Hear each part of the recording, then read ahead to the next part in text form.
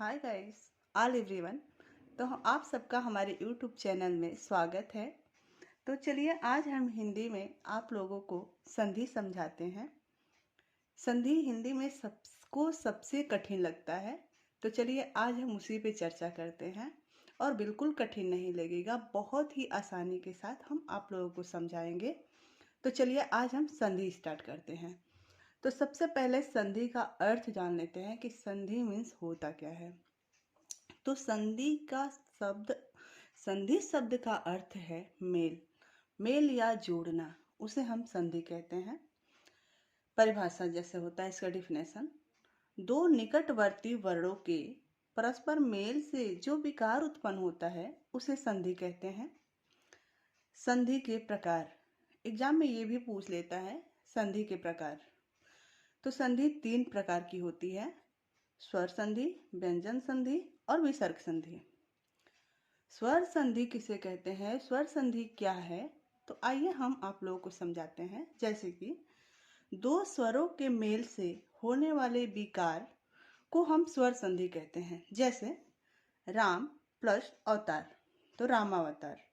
देखिए यहाँ जो बोला है निकटवर्ती वर्णों, तो यही है दो निकटवर्ती वर्णों, एक ये और ये प्रथम शब्द का जो म है, म आ रहा है ना, इसमें म स्वर सहित है, इसलिए इसमें से अ को हम अलग किए हैं। और ये तो अ और दोनों स्वर है और अ प्लस अ बराबर आ, तो इसलिए यहाँ पे आ हुआ।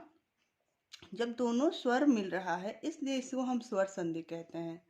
तो राम प्लस अवतार, तो रामावतार। देखिए आप लोग जब भी संधि का खंडन करिएगा, संधि विच्छेद करिएगा, तो ऐसा मत करिएगा जैसे कमल है उसको मत तोड़ दीजिएगा, ऐसे तोड़िएगा जैसे दोनों पद का, दोनों शब्द का कुछ न कुछ अर्थ हो, दोनों शब्द सार्थक हो, दोनों कुछ न कुछ अर्थ देते हो, उसी को हमको अलग करना चाहिए। जैसे कि ये राम है तो राम का भी अर्थ है और अवतार है तो उसका भी अर्थ है। ऐसा नहीं कि अब राम को रा को अलग कर दिए, मतार को अलग कर दिए, ऐसे नहीं। खंडन करते वक्त इतना ध्यान होना चाहिए, इतना ध्यान आप लोग रखिएगा कि बस दोनों शब्द कुछ न कुछ अर्थ जरूर दें। जो शब्द अर्थ नहीं देता है उसका संधि विच्छेद नहीं होता है। तो ये शब्द अर्थ दे रहा है इसलिए ये स्वर संधि है। जैसे कि राम प्लस अवतार, रामावतार। अ और म, जब भी कोई भी व्यंजन होता है उसमें स्वर छिपा होता है। जैसे कि म है तो म हम जब उच्चारण कर रहे हैं तो म में लास्ट में अ आ रहा है इसलिए वह स्वर सहित है। और जब हम खंडन करते हैं तो म जैसे अब लिखते हैं तो ऐसे हो जाता है म, इसको हम आधा म बोलते हैं।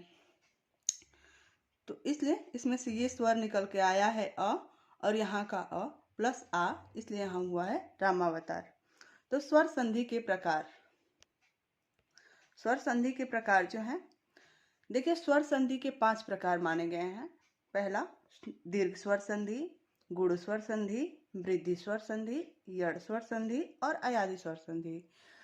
चलिए दोस्तों, अब इतना आज आप लोग समझ लीजिए और कल हम सारे स्वर संधि के बारे में चर्चा करेंगे।